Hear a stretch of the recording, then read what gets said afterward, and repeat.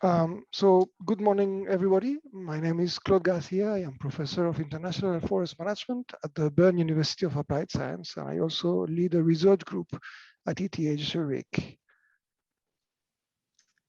Hi, Claude, and hi, everybody. My name is Gemma Boetekees. I work for the Forest Stewardship Council International, and I am the Director for Stakeholder Solutions. Delighted to work together with Claude. So, Claude, what are we doing? Well, we actually received an invitation by BiodivERsA to actually showcase an example of collaboration. BiodivERsA funded a research project with my partners, is that 5 years ago? And if today you and me are working together, it's a result of that initial project, and they wanted to hear from us. And actually, I think it's a bit uncommon what we're doing, and maybe we can begin by ask simply, Gemma, why are you working with us? So I think, Claude, we started working around September 2020, right? That's around the period that we started working. And this is because FSC has a challenge. We have a challenge to work with forests with very high social and environmental values. You can think of intact forest landscapes, similar forest as well. The challenge is that if we certify a forest management unit in that intact forest landscape, we have regulations. And we find out that these regulations actually don't always do what we would like to see from that. So FSC is the organization with the mission of Forest for All Forever. And a forest management unit is mostly a part of an intact forest landscape. And we have found out that our intact forest, that our forest management units are around 0.6 to 7% of a full intact forest landscape. Mm-hmm. Now we have regulations to certify a forest management unit, and that is to protect or conserve 80 to 50%, a little bit depending on situations. And what we then actually do is put in all our effort on 0.6 to 7% of a full landscape and not looking at that full landscape. And we also don't look at what is in that forest management unit compared to that full landscape. So there's a lot of voices coming up in FSC. Shouldn't we look at the wider landscape in this to be more effective and to really be forest for all forever? And that is what the discussion is in FSC. Should we certify, if you look at the IUCN, if you look at IPBES, at the IPPC, they all call for the protection of intact forest landscape. And then the discussion is, can you certify it at all? And how would that be if you look at also at the landscape? So this requires a good understanding of what we are doing. And that is where a science policy interface is for, isn't it? That you together look at that. So we did a call in September 2020, and we got together and we started discussions amongst our members, and we started to work together. Let me stop you, Gemma, because there are two things I would like to highlight. One of the issues that you raise is that you are you defining regulations. Effectively, you're making policies. They are not public policies. They are policies internal to FSC, but they are policies. Yeah. And these policies do not have the impact you actually would like, you're seeking for. That's that's a first point. And the second point that that I would like to raise is that you say we need better understanding of what we're doing, and to better understand, we turn to a collaboration with science. The point is, some scientists are focusing on understanding, but not all. Some scientists are focusing on describing, others in predicting, and all these are different facets of how scientists relate to a complex system, such as a landscape, like the one we have behind you. So only certain kind of approaches and research activities can actually help understand. And maybe you don't need only to understand, you need all three forms of looking together at the landscapes where you're operating, to be able to describe, to be able to understand, and to be able to predict, all three being necessary to actually support more efficient decision making. Huh? Going back to the first point, making policies that actually take you where you want to go.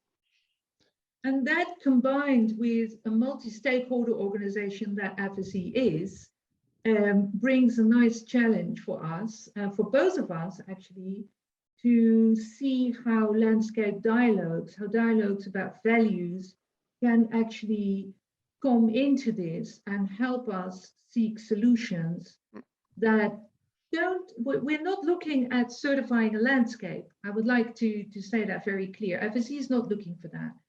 We would like to get a real good understanding in how we can engage the full landscape into certification decision. And then take that decision together with stakeholders based on a stakeholder analysis. Well, I don't know if I've ever told you why I wanted to work with you guys in this project. Why did we actually get together with different partners from the University of Liège or CIRAD or Biotop and actually responded to this call? And actually, of course, we want to help. Your motto of Forest for All Forever is actually something that, as a citizen, I can relate to. And I've been working on tropical forest for the last 20 years, and I'm concerned about what's going on. So the first idea was to help you do things better. That's one thing. But also, there is a second point. If you take the methods that we've developed to participatory explore scenarios about landscape change with the stakeholders that are actually shaping these landscapes, if these methods, which are very unorthodox, you use it and it helps you and your partners and the stakeholders you're engaged with, then we will have a proof of concept that these are not just academic exercises, but they are real tools for negotiations at a moment where I believe humanity needs these kinds of platforms to, avoid dogmatism, sit at the table with people who have different values, different worldviews, and do not necessarily agree on these values, because I don't think it actually happens, but actually manage to find ways to work together and build together the landscapes we want and avoid the landscapes we don't want. So if we help you, kudos, but also if it works for you, it can work for anybody else. And that's why we wanted to engage with you. So we help each other. Well, in that sense, very much. And that is the basis of this collaboration. And that is why it works. Because if you look at the results we have until now, we have a green paper established, your academic paper, which is a framework for the dialogues, and which is currently out for stakeholders. It's a survey for stakeholder commands. We have the acknowledgement in the FSC membership that we are actually really in need for a change, and that we don't quite know what that change is, but that we are exploring that in Focus Forest in our project. We have a transparency and openness that we need a solution, which is the start of every solution. We have plans for dialogues in tropical forest and in boreal forest, where we explore whether this works or not and how we can make it better if we need to. And then we go to our General Assembly, which is in October next year, 22, and ask our members, this is what we then would propose in our collaboration. Do you think this is a way forward that you see as useful? That's where we are from my side. And actually, I think since we're talking to the audience, I would like to tell people, where did we start with? What was the starting point? Because you've described a consensus, an agreement, but that agreement was definitely not there at the beginning, because what we are talking is about how people have different worldviews about what must happen. When we started and we proposed a collaboration to define what our forests, what we call now focus forests, even the name of the project was a sensitive topic.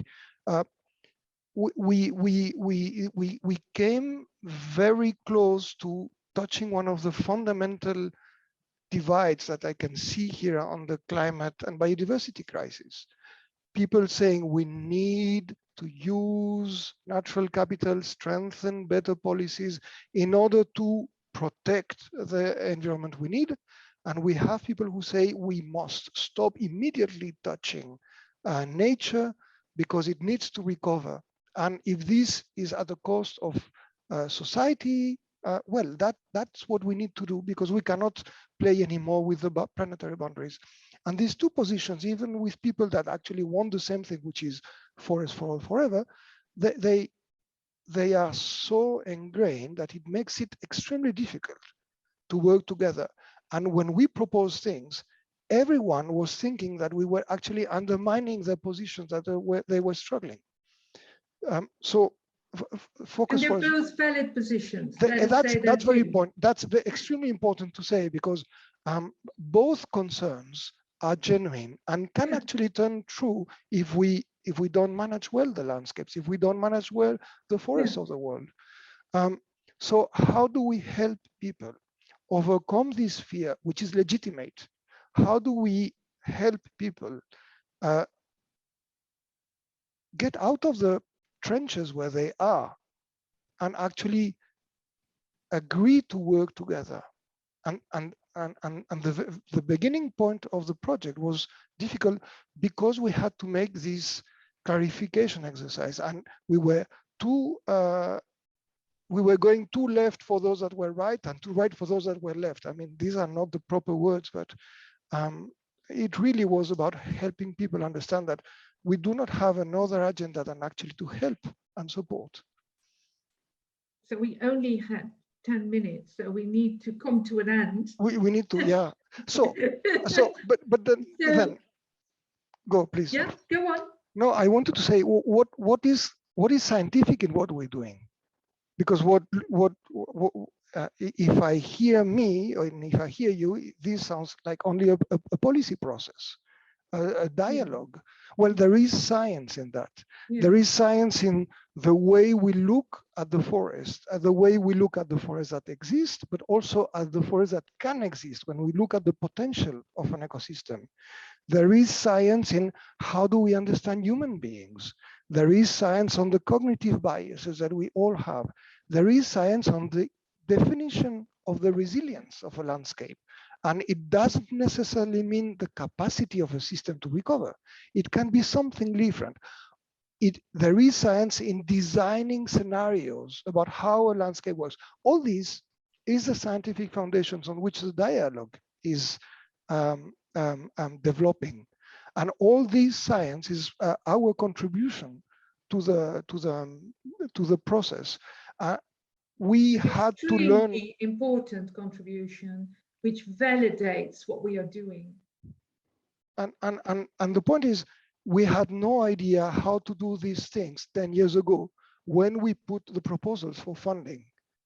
We learned thanks to the funding that we received in the project of CoForTips, which was meant to design scenarios of biodiversity change for the forest of the Congo Basin. We had to redefine all these concepts. We had to invent the methods, but now they exist and they need to be put for use. And that's what we're doing now.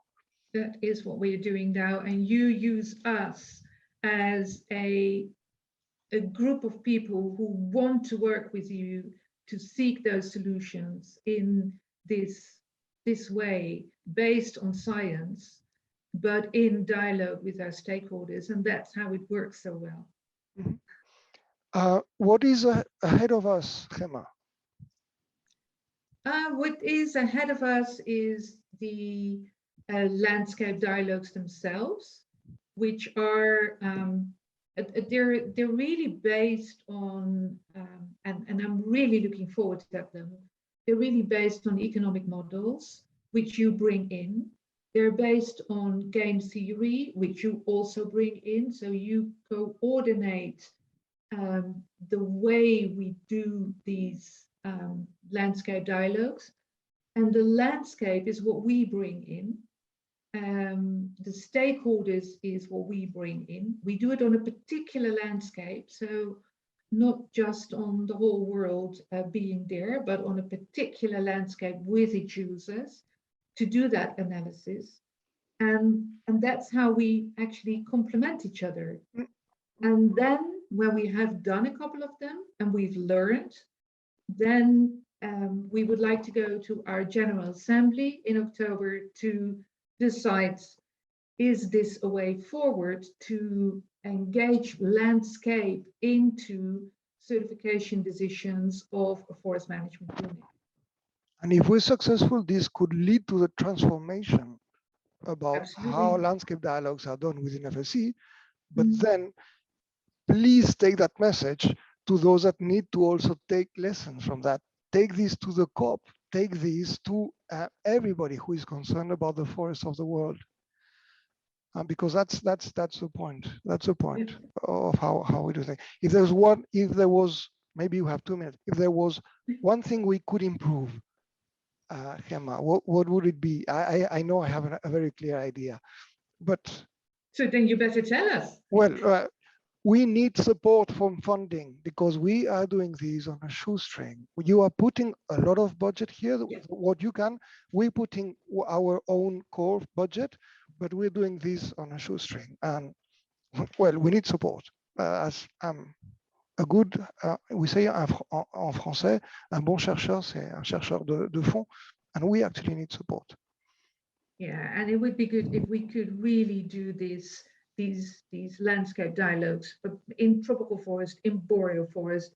I would really like to do them in a couple of different countries. We're thinking Gabon, we're thinking the Republic of Congo, we're thinking Brazil, we're thinking Canada, we're thinking Russia, but that is complex. And well, we have the network for it, but it would be very helpful, yes, to also have some financial engagement. Investment in solutions, right? That's and you know, we might fail, but we will learn no matter what. Gemma, I think we have to finish because the time is probably over. But it's a pleasure, and I think we now can answer Q&As with the audience. So we'll see how that works. Let's do that, Claude.